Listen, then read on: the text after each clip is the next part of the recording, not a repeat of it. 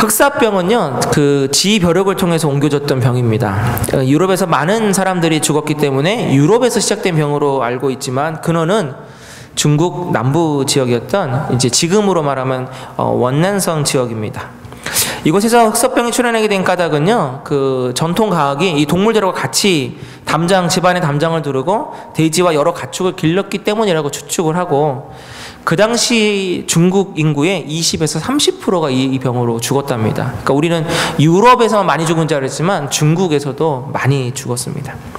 그런데 이 중국에서 발생한 흑사병이 어떻게 유럽에서 기승을 부리게 되었는지는 정복의 역사 때문입니다. 그 당시 징기스칸과 그들의 후예들은 고려에서부터 중동을 거쳐서 동유럽까지 유라시아 전 지역을 초토화시키면서 정복해 갑니다. 동해 번쩍 서해 번쩍 하면서 이 적들의 예상보다 워낙 빠르게 이동하는 게 바로 기마병이었습니다. 말을 타고 전쟁했기 때문인 거죠. 또 날쌘말을 타고 다니면서 시간을 어디서 세이브했냐면 먹는 타임을 다 줄여버리고 육포, 말린 고기를 씹어 먹으면서 그냥 말 타고 가면서 씹어 먹으면서 계속 간 겁니다. 그러다 보니까 준비도 안 된 상태에서 적을 맞았기 때문에 그러한 기습이 다 성공을 하면서 가기 시작합니다. 하지만 그렇게 날쌘 말에 뭐가 붙었는지는 그들은 몰랐냐면 바로 이 흑사병의 병균을 갖고 있는 지의 벼룩이 그 말에게 붙어서 전 지역을 같이 다녔다라는 것이죠. 1347년에 그 징기스칸의 후예 중에 하나가 흑해 연안의 도시 카파라는 곳을 이렇게 포위하고 공격하고 있었는데, 이 자기네들 사람들이 전염병 때문에 자꾸 이렇게 죽어나가는 겁니다. 그래서 어떠한 방법을 하냐면 그 죽은 시체를요, 이 투석기에다가 넣어가지고 성 안에 그 유럽 사람들이 있는 그곳에다 시체를 던져버렸습니다. 그러니까 시체가 막 들어오니까 막 혼미백산하는데 그래도 어떻게든지 다 이렇게 그 열심히 바닷속으로 좀 이렇게 수장시키게 했는데, 그럼에도 불구하고 제때 처리하지 못했고 바로 그 시체들, 그 전염병을 갖고 있는 그 시체들이 그 사람들을 또 전염병으로 오염시켜 버린 겁니다. 전쟁이 끝나고 이 카파에서 있었던 사람들이 이제 배를 타고 고향으로 돌아가는데요, 이 사람들이 바로 이 병균들을 보유하고 마르세유, 제노바, 콘스탄티노플, 지중해 연안에 그 유명하다는 어마어마한 사람들이 몰려드는 항구 도시로 다 가니까 이게 삽시간에 다 퍼져버리게 됩니다. 그래서요, 정확한 통계 수치는 그때 당시 과학으로는 안 되니까 약 25에서 40%, 2,500만에서 약 4천만 명이 유럽 인구가 그때 당시에, 뭐 어떤 사람은 반이 죽었다라고 하기도 합니다. 역사상 최악의 전염병이 발전을 하고요, 무려 200~300년간 유럽 사람들을 공포로 몰아 넣었던 것이 바로 흑사병입니다. 그리고 왜 흑사병이냐면요, 몸에 이게 검은색 반점이 나타나서, 그래서 그때 당시에 사람들이 흑사병이라고 했답니다. 정말 이렇게 무서운 흑사병인데 유럽인들을 죽이고 있었던 때에 희한한 일이 있었는데, 어떤 민족은 이 병에 잘 안 걸리고 안 죽는 겁니다. 그게 누구냐면 유대인들입니다. 희한하게 유대인들은 병에 잘 걸리지 않고 잘 죽지 않았던 이유를 혹시 아시겠습니까? 유대인들이 똑똑해서일까요? 음식 때문도 아니고요, 또 백신을 자기들만 만들어서도 아닙니다. 정답은 유대인들의 의식 중에 하나인 정결 예식 때문입니다. 이스라엘을 가면요, 옛 유적지마다 빠지지 않는 흔적이 있는데요, 바로 물이 그렇게 귀하고 없는 지역인데 목욕탕 같은 곳이 있습니다. 그곳은 바로 정결 예식이라는 걸 했던 장소인데, 제사나 기도를 드리기 전에 유대인들은요, 가서 이렇게 물속에 들어가서 몸을 푹 담그고 다시 빠져나옵니다. 이게 정결 예식입니다. 그리고 가뭄이 길게 들거나 모아놓은 물이 없을 경우에는 최소한 뭘 했냐면 손이나 발을 닦았어요. 거룩하신 하나님께 인간인 우리가 정결한 몸과 마음으로 나아가야 된다는 정신 때문에 그런 의식을 한 겁니다. 정말 어처구니 없지만요, 흑사병이나 기타 전염병의 가장 기본적인 좋은 예방법, 손을 깨끗이 씻는 것이었습니다. 그렇다면 반대로 그 당시에 얼마나 많은 사람들이 손이나 기타 몸을 씻는 것에 소홀했는지를 알려주는 부분이기도 하다라는 것이죠. 현대의학이 이렇게 발달된 지금도요, 뭐 얘기합니까? 다들 기본적으로 손 씻기를 예비합니다. 손만 제대로 씻어도요 많은 전염병과 감기를 막을 수 있다고 하고요. 흑사병에 유럽 인구의 50%나 죽는 그때 바로 유대인들은 다른 게 아니라 이 손 씻기를 했기 때문에 잘 걸리지 않고 잘 죽지 않았다라는 것입니다. 우리는 흔히 성경 레위기가 대단히 따분하고 재미없고 지금까지는 맞지 않는 고리타분하고 졸린 말씀이라고 생각을 합니다. 하지만 레위기를 자세히 보면요, 그 당시 열악하고 의학이 발달되지 않던 시절에 하나님은요 인간의 예방과 치료에 대한 부분을 배려하고 알려주셨다는 것을 성경 레위기를 보면 여러분들이 발견하실 수 있습니다. 너무 길어서 다 읽을 수는 없는데요, 레위기 13장을 제가 잠깐 들어서 얘기를 해드리려고 합니다. 13장은요 뭐냐면 나병이나 피부병 환자에 대한 부분입니다. 그 당시 나병인지 아닌지를 판가름하는 건 누가 했냐면 제사장이 했습니다. 지금으로 말하면 제사장이 곧 의사입니다. 그런데 이런 나병이나 피부병처럼 전염병이 있는 병은요 한 번에 판단하는 것이 아니라 시간을 두고 관찰했다라는 것입니다. 그래서 아예 처음부터 딱 나병이다 판단이 되면 바로 격리나 아니면 그때 당시에는 사람들이 모여 사는 마을에서 떨어져서 그들만의 마을이 있었거든요. 글로 보내버렸고요. 근데 애매한 거예요. 성경을 자세히 보면 나옵니다. 뭐 눈썹이 어쩌고 저쩌고 이렇게 나오는데 딱 봤을 때 나병이 아닌 건데 불안하단 말이에요. 그러면 어떻게 되냐면 그 성경에 1회 7일 동안 격리하고 7일 후에 다시 봐라. 근데도 좀 애매한 거예요. 그러니까 나병으로 완전히 전환도 안 되고 그렇다고 치료도 안 됐어요. 그럼 7일을 또 봐라. 그럼 총 며칠입니까 여러분? 2주. 지금 여러분 바이러스 2주. 참 희한해요. 네. 그때 당시에 하나님은 이렇게 전염병에 대해서 정확하게 알려주셨어요.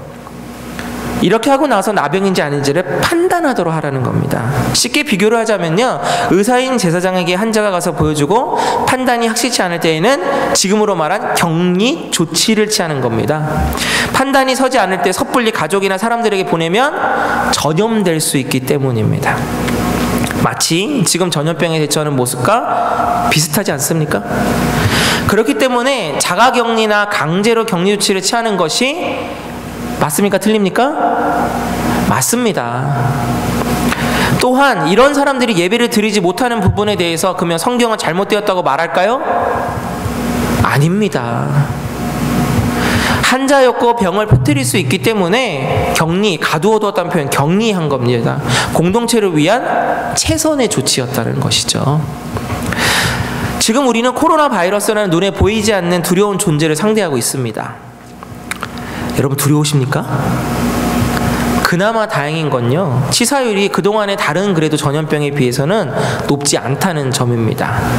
하지만 대신 치사율은 안 높은데 치사하게 전염성은 높습니다. 그리고 아직 약이 없다는 것, 이게 우리를 두렵게 만드는 것입니다. 이렇게 약도 없는 전염병에 대한 최선의 방법은요, 격리나 퍼뜨리지 않도록 각자가 조심하고 개인 위생을 철저히 힘쓰는 것, 그리고 일반적인 독감이나 감기처럼 잘 쉬고 무리하지 않으면서 개인의 면역력을 키우는 것이 최선이라는 것입니다. 그렇기 때문에 지난 한 주간 저도 또 우리 운영위원들하고 같이 고민하면서 우리 교회에 맞는 대응을 3단계로 만들었습니다. 그렇다고 이것이 완벽하다고는 장담할 수 없습니다. 약이 없는 것처럼 여러 뉴스나 정보를 듣다 보니까요, 이번 바이러스는 딱히 어떠한 패턴이 정확하게 없습니다. 그렇기 때문에 당장 3단계 조치를 하지 않고 상황을 보면서 이제 이렇게 하겠지만 갑자기 1단계에서 뭐 3단계로 넘어갈 수도 있을 것 같습니다. 자, 다음으로 전염병에 대한 이제 해석을 좀 함께 나누고 싶습니다. 처음 바이러스가요 중국 우한에 창궐하면서 이제 세계 언론들을 통해 소식이 알려지니까요, 한국의 일부 목사님들이 이런 설교를 하셨어요. 중국이 공산주의라서 시진핑이 교회를 탄압하니까 벌 받는 거다. 이런 식으로 설교를 하는 것을 보게 되는데 틀립니까? 맞습니까? 우리 시온성교회 성도님들은 저 닮아서 다 똑똑하시니까 어떠한 답인지 아시겠죠? 만약에 그러한 맥락이라면요, 지금 한국은 뭐 하는 겁니까? 똑같이 벌 받고 있는 거고요. 이란은요, 이탈리아는요, 미국은요, 캐나다는요, 전 세계는요, 다 그러한 맥락이 되어야 될 수밖에 없다라는 것이죠. 그렇기 때문에 제가 오늘 설교를 특별히 준비할 수밖에 없었습니다. 오늘 읽은 성경 이 두 구절을 보면요, 재앙이나 전염병이 발생했을 때 이것이 누구 때문인지 무엇 때문인지를 찾는 것이 아니라 바로 개개인이 먼저 회개하고 기도의 자리로 나아가서 하나님 앞에 간구하라는 것이 더 강조되어 있습니다. 중국 때문도 아니고요, 여러분, 종말도 아닙니다. 바로 회개의 자리로 나아오라는 하나님의 사인인 것입니다. 그렇습니다. 지금 신앙인인 우리가 해야 할 최고의 일은요, 먼저 내 자신부터 돌아보고 회개할 것이 없는지 살피고 깨닫고 회개해야 하는 것입니다. 역대하 6장 29절을 보면요, 한 사람이나 혹 주의 온 백성 이스라엘이 다 각각 자기의 마음의 재앙과 고통을 깨닫고 라고 했습니다. 여러분, 지금 불편하신 부분, 생활에 어려운 부분, 또 때로는 이것 때문에 지금 고통을 당하고 있는 부분, 아직까지 우리는 그래도 없는데요, 한국에 계신 분들은 이런 것들을 겪으신 분들이 상당합니다. 근데 그게 누구의 잘잘못이 아니라 우선 먼저는 나, 그리고 우리 공동체의 하나님 앞에 돌아봐야 된다라는 것입니다. 이럴 때일수록 잘잘못을 따지고 누가 나빴다, 누가 좋다는 것을 떠나서 하나님 앞에 겸손히 고개를 숙이고, 전 세계를 어렵게 만들고 있는 이 바이러스 시작이 바로 중국도 아니고요, 누구도 아니고요, 여러분, 바로 나 자신 것을 하나님 앞에 회개하며 나아가야 한다라는 것입니다. 이것이 바로 지금 이 어려운 시기를 지내면서 그리스도인인 우리가 해야 할 첫 번째 가장 중요한 행동, 바로 나부터 주님 앞에 내 자신을 돌아보며 회개하자라는 것입니다. 두 번째로 해야 될 것은요, 우리와 공동체가 해야 할 일이 있다는 것입니다. 여러분, 사자성어 중에 급난지붕이라는 게 있습니다. 급하고 어려울 때 힘이 되어지는 친구, 다른 말로 하자면 어려울 때 친구가 무슨 친구다? 진짜 친구다. 진짜는요, 바로 어려운 시간을 함께 보낼 때 알 수 있습니다. 사진 하나 좀 보겠습니다. 여러분, 장소가 어디로 보이십니까? 학교? 예. 병원? 예.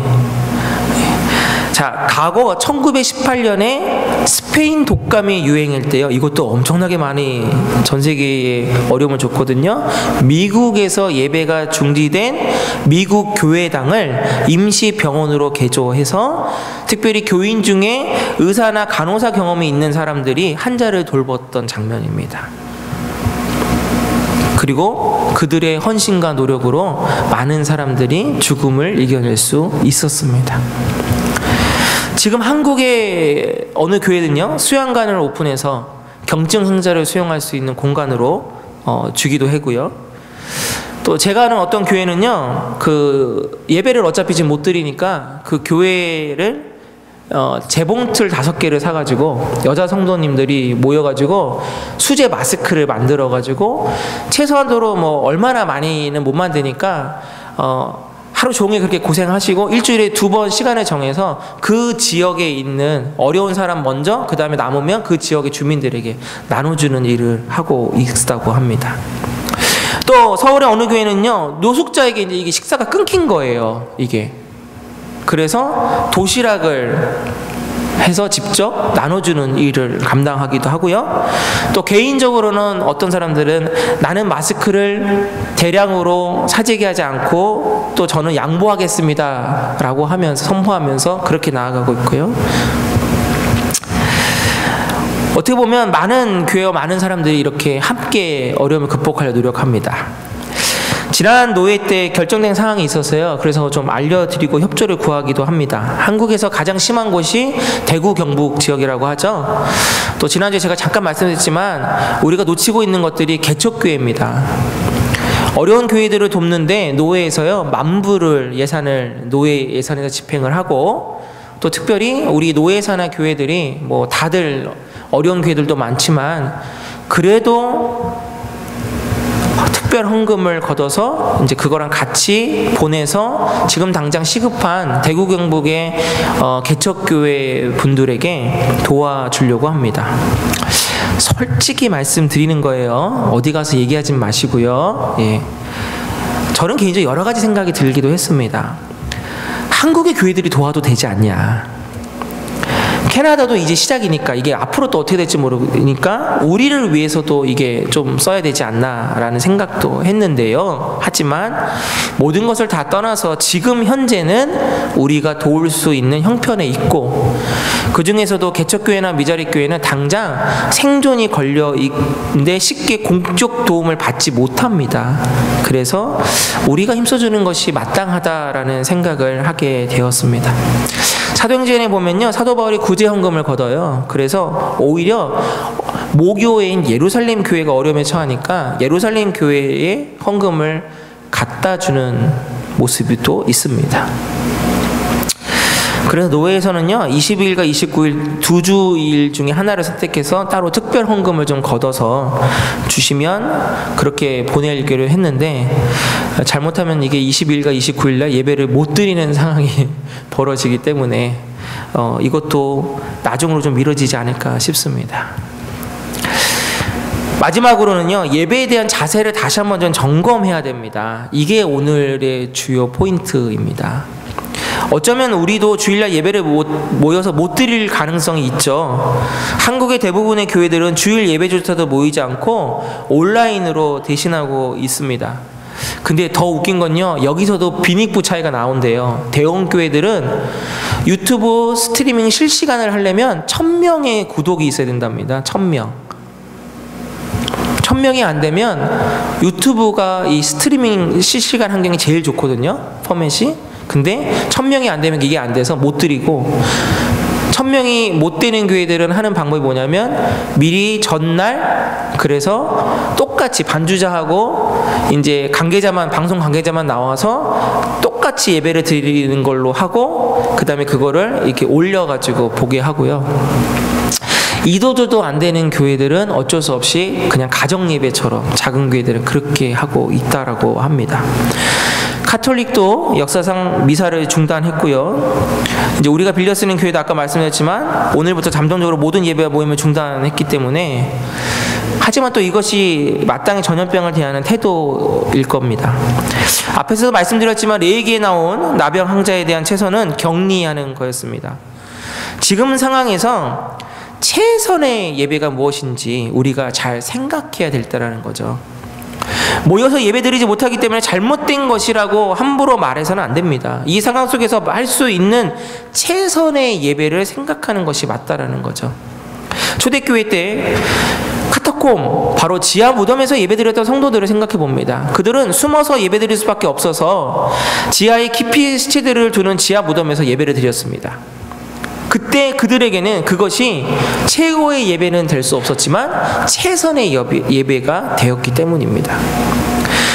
다행이지 않습니까? 지금 시대는 인터넷과 온라인이 발달돼 있어서요, 만약에 이게 발달되지 않을 때 이 상황이 벌어졌으면 아마 진짜 여러분들 각 가정에서 그냥 알아서 예배를 드리셔야 됐을 텐데, 그나마 대안이 생겼습니다. 근데 다만 꼭 기억해야 될 것은 이것이 지금 상황을 맞닥뜨리고 나아가는 최선의 예배이지 최고의 예배가 되어서는 안 된다라는 것입니다. 결국 지금 상황이 끝나고 난 뒤에 우리는 성전에서 모이는 예배가 최고의 예배임을 기억하면서 오히려 예배를 사모하고 또 사모하는 저희들이 되어야 합니다. 공예배 및 주일 예배를 못 드리는 목사님들의 공통점은 예배의 소중함을 느꼈다라는 거예요. 예배의 자리에 나와 같이 예배드리는 성도님들이 그립고 소중함을 깨닫게 되었다라는 것입니다. 제가 아는 어떤 교회는요, 엄청 큰 교회인데요, 그분은 모든 자리에 성도들의 이름을 인쇄해가지고 다 붙여놨더라고요, 이렇게. 근데 저는 어떠한 생각을 들었는지 아십니까? 그걸 보면서 부교역자들은 많이 힘들었겠구나, 그 생각이 들었어요. 그 정도로 마음이 많이 공허했다는 뜻이겠죠. 앞으로 상황이 어떻게 변할지는 아무도 모릅니다. 이게 언제 끝날지도 모르겠습니다. 정말 사상 초유의 상황을 맞이하면서 분명히 기억해야 될 것은요, 우리는 더 회개하고 우리는 더 기도해야 됩니다. 그리고 예배의 소중함을 깨닫고 나아가야 합니다. 나 혼자가 아닌 우리가 함께 극복하고 나아가야 합니다. 사랑하는 시온성 성도 여러분, 눈에 보이지 않는 바이러스 때문에 두려워하지 마시고 내 안에 있는 죄로 인해 두려워하고 예배 드리는 것에 감사하는 귀한 여러분 되시기를 주님 이름으로 축원합니다.